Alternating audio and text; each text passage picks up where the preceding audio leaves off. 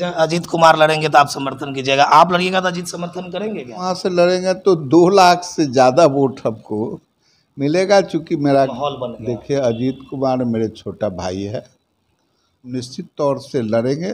सामाजिक फ्रंट है और समाज के काम के लिए हर लोग कटिबद्ध है, वह होना चाहिए और वो जारी रहेगा। कि सुरेश जी, हम लोग पार्टी जाति से ऊपर उठ करके आपको चाहते हैं कि वैशाली से आप हम लोगों का प्रतिनिधित्व करें। लोकसभा चुनाव की सरगर्मी चढ़ते ही अब दावेदारों की दावेदारी पेश होना शुरू हो गया है। ऐसे में वैशाली लोकसभा से लगातार चर्चा चल रही है कि सुरेश शर्मा बिहार सरकार के पूर्व मंत्री और भाजपा के वरिष्ठ नेता हमारे साथ बातचीत करने के लिए हैं।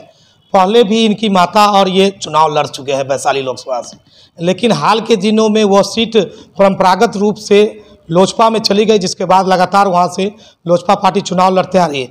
ऐसे में भाजपा नेताओं का दावेदारी है, आप भी दावेदारी पेश किए सुरेश जी। देखिए, दावेदारी किसी की नहीं होती है, लेकिन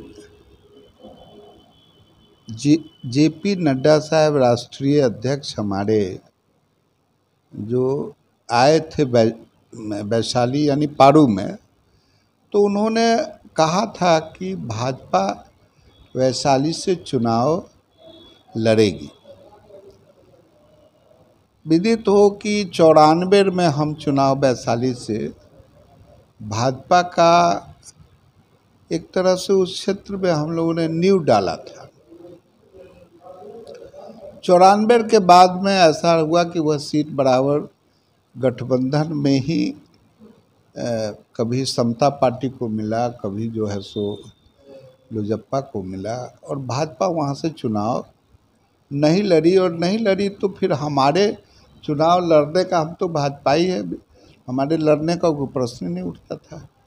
इस बार जो है नड्डा साहब ने कहा कि भाजपा चुनाव लड़ेगी। अब सवाल है कि गठबंधन में वह सीट उससे निकल कर के भाजपा अगर लड़ेगी तो सुरेश शर्मा भी एक कैंडिडेट उसमें हैं। चूँकि वह क्षेत्र में मेरा घर है, हम एक बार चुनाव लड़ चुके हैं, और इस सब बात को छोड़ दीजिए, वहाँ की जनता चाहती है कि सुरेश जी यहाँ से एक बार प्रतिनिधित्व क्या फीडबैक क्या मिला है वहाँ से? हमने तो जिस गांव में, हम तो अभी कोई चुनाव प्रत्याशी होके तो गए नहीं है, लेकिन हम जिस गांव में न्योता पिहानी के सिलसिले में या और किसी कार्यक्रम के मातहत गए हैं, तो सभी वर्गों का लोग ने एक सुर से इस बात को कहा कि सुरेश जी, हम लोग पार्टी जाति से ऊपर उठ करके आपको चाहते हैं कि वैशाली से आप हम लोगों का प्रतिनिधित्व करें। मैं उन लोगों को भी कहा कि भाई पार्टी टिकट देगी, हम प्रत्याशी, हम प्रयास करेंगे, टिकट देगी तो हम निश्चित तौर से लड़ेंगे।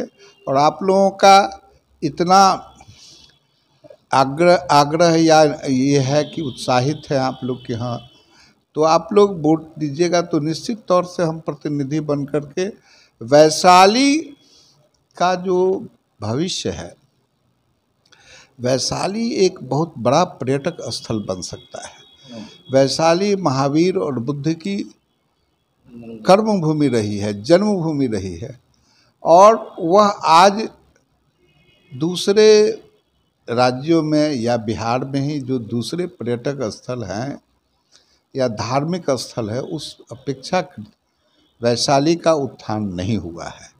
इसलिए मैंने जनता को ज़रूर कहा कि अगर हम यहाँ होंगे तो वैशाली का पूर्ण रूपेण उत्थान होगा और वैशाली एक बहुत बड़ा पर्यटक स्थल बनेगा।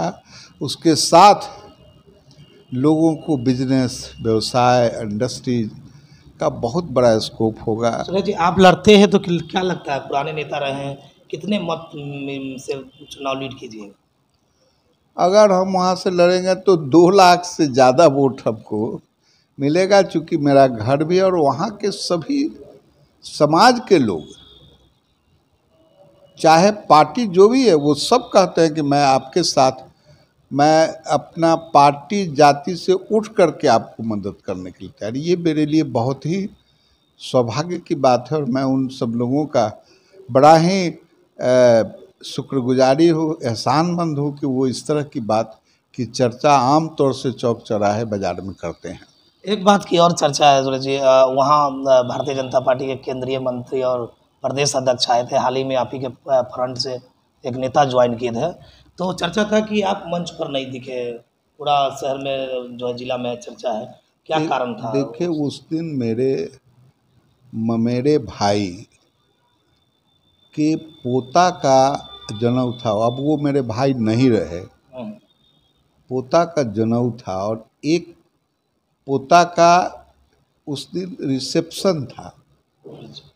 और मुझे, आप जानते हैं कि मेरा पालन पोषण ममहर में ही हुआ था, समस्तीपुर में, इसलिए मेरा यह था कि वहाँ मुझे रहना अत्यधिक आवश्यक था, इसलिए मैं उस कार्यक्रम में उपस्थित नहीं हो सका। और इसकी जानकारी जिलाध्यक्ष को और जो लोग भी हमसे पूछे थे पहले ही मैं दे चुका था। ये भी चर्चा चलने लगा कि सुरेश जी घबरा गए अजीत कुमार के पार्टी में आ जाने से, शहर में ये माहौल बन गया। देखिए, अजीत कुमार मेरे छोटा भाई है, कोई घबराने की ज़रूरत नहीं है। अजीत कुमार ही अगर कहीं चुनाव लड़ेंगे तो मेरा पूरा समर्थन उनको रहेगा, ऐसी कोई बात। पार्टी में उनकी स्वागत है सुरेश शर्मा का? भाई, पार्टी में जब वो आए हैं, हमारे नेता जो नित्यानंद जी और जिलाध्यक्ष ज्वाइन कराए हैं, तो मेरा क्या विरोध हो सकता है? पार्टी तो सबके लिए है और पार्टी की सदस्यता उन्होंने मान करके और वहाँ ज्वाइन किए हैं, तो कुछ उद्देश्य से किए होंगे और उस उद्देश्य में जहाँ वो रहेंगे हमारी मदद उनको मिलती रहेगी।